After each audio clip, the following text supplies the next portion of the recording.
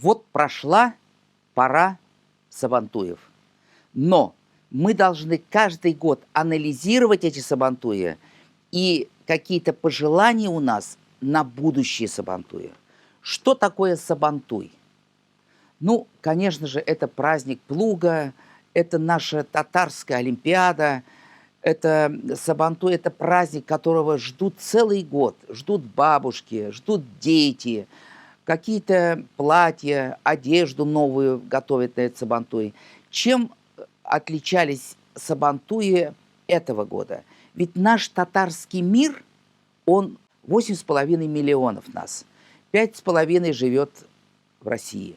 Вот главный сабантуй городской, который проводит у нас Всемирный конгресс татар, и к которому он очень тщательно относится, и который, конечно же, ответственность за самый главный сабантуй берет на себя город Нижнекамск.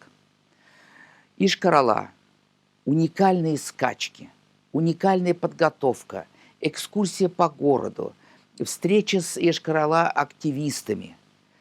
Очень на высоком уровне он был проведен. Значит, конечно же, статус и уровень сабантуя всегда подчеркивается вип-персонами. Это нашим раисом, Рустам Нургалиевичем Минниханом, это руководством Иш-Каралы. Поэтому главный сабантуй Иш-Карале, он удался на все 5 баллов. Потом был еще у нас сельский сабантуй. Это Пермская область, Бардинский район. Сельский сабантуй. Тоже, значит, там и памятник открыли, татарская общественность собрала. И все это было также на высоком уровне. Также мы посетили центральный сабантуй у нас такой главный, Удмуртский, в городе Ижевске. Посетили ряд деревень. И вот после всех этих 10 сабантуев что-то остается в памяти. В памяти остался сабантуй, это Пермский край, деревня Эль-Пачиха. Там сабантуй проводится в районе 7 лет. Там собирается вся татаро-башкирская эстрада. Это сабантуй, где, как раньше в советские времена, идет демонстрация. Демонстрация семей. Например, идет семья Ивановых, татарской фамилии. И вот кто самый взрослый в этой семье, кто самые дети, кто воевал, какие достижения у этой семьи, кто спортсмены, кто труженики, какие медали. Идет 60-70 человек. Дальше идет новая фамилия. Тоже идут с транспарантами по Майдану, по кругу. И вот это вот мы хотим взять на вооружение, это уникальное вообще. Вот так, чтобы по Майдану шли династии. Династии с прошлых, с настоящих, с будущих на коляске детей, да. И вот очень много было детей. Вот это сабантуй Эль-Пачихи, он есть в Ютубе. Обязательно я рекомендую всем посмотреть, кто будет в будущем организовывать сабантуи. Ну, конечно, там есть бизнесмены. Это уникальная семья, 5 братьев.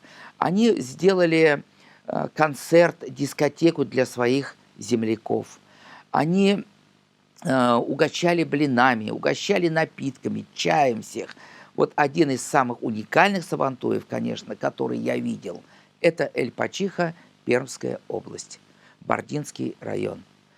После всех этих сабантуев пожелание какое?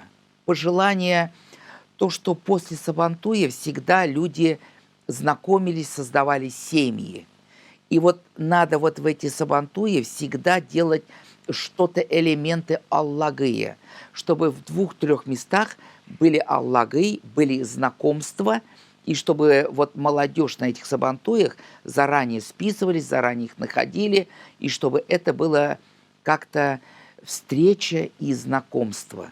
Знакомство для создания в будущем татарских, башкирских семей. Хотелось бы также пожелать, чтобы на эти сабантуи организовывались деловые клубы. Деловые клубы по интересам, какая-то палатка, значит, собираются бизнесмены, деловые клубы, и там они знакомятся, создают свой сайт, группу, значит, и тоже общаются, и все это делается с целью потом помогать татарской общине данного населенного пункта. У нас, у татар, конечно, обязательно, когда бывают скачки. Ведь татары, лошади, скачки, они были всегда. И поэтому вот эти вот скачки обязательный атрибут сабантуев. У нас раньше как было? Когда лошади работали они на посевных работах. Потом был небольшой промежуток перед сенокосом. И на скачках были лошади, которые участвуют в сельской работах. И были вот среди этих деревенских лошадей скачки.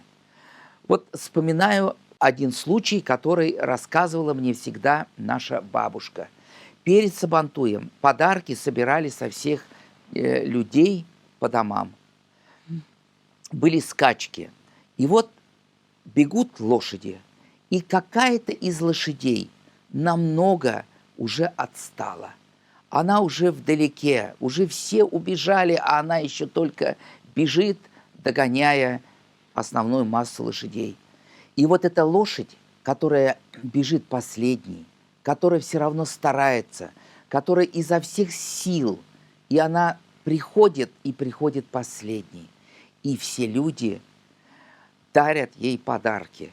И вот моя бабушка рассказывала, во все времена эта лошадь, которая пришла последней, ей больше всего доставалось подарков. И когда люди ее окружали, вот за это ее такой героизм, что она не сошла с дистанции, она продолжала бежать все равно. Она плакала большими лошадиными слезами. Вот все ее жалели, она это понимала, и вот этой лошади было отдельное отношение. Это мы видели и в Йошкар-Оле, и в Бардинском районе. Конечно, самая изюминка Сабантуя – это борьба, национальная борьба. Как она организована. Это тоже очень важно, как ее организовать. Чтобы и молодежь принимала участие, и чемпионы прошлых лет. Чтобы на Сабантуе всегда было чествование чемпионов прошлых лет. Чтобы на Сабантуе было чествование ветеранов борьбы, ветеранов-механизаторов, тружеников этого села, этой области. Это тоже очень важно. Важно, чтобы там были обязательно детские площадки. И отдельно был детский Сабантуй. Это ведь Сабантуй, чтобы из поколения в поколение передавались вот эти вот состязания. И столб, и битва на мешках, бег с яйцом, бег в мешках, битье горшков. Вот эти вот 7, 8, 9 видов, они обязательно должны присутствовать и передаваться из поколения в поколение. Вот, к великому сожалению, я практически последние 20 лет бываю на всех федеральных сабантуях. И на шахтерских, и на городских, на сельских. Очень мало людей из Москвы, и практически никого не бывает из Москвы на этих сабантуях. Это очень грустно, потому что у нас большой конгломерат, мы должны присутствовать на этих сабантуях. Здесь очень много живет татар, мы должны присутствовать на этих сабантуях. Мы совместно с Московской областью, с автономией, провели сабантуй в Люберцах. И впервые в истории людей было больше 35 тысяч в Люберцах. Такого никогда не было. И никогда не было, чтобы было столько молодежи. Вот это тоже наше достижение совместно с автономией области. Фарида Мухтасарова возглавляет ее. Мы тоже очень горды вот этим сабантуем в Люберцах. И новшество нынче для Москвы, для молодежи, был ночной сабантуй. Это ночной, халяльный такой сабантуй на всю ночь. Это танцы, это игры, это развлечения, это знакомство. Это тоже был такой очень важный момент, в котором первый раз это было. Я думаю, это войдет в традицию, и в будущих годах мы будем делать все возможное, чтобы ночной сабантуй в Москве для молодежи был. Сабантуй – это для нас идеологический рычаг для сохранения татарской культуры, татарского фольклора. И чтобы наша задача – привлекать молодежь, и все это, вот этот дух, смысл, суть сабантуя передавать будущим поколениям.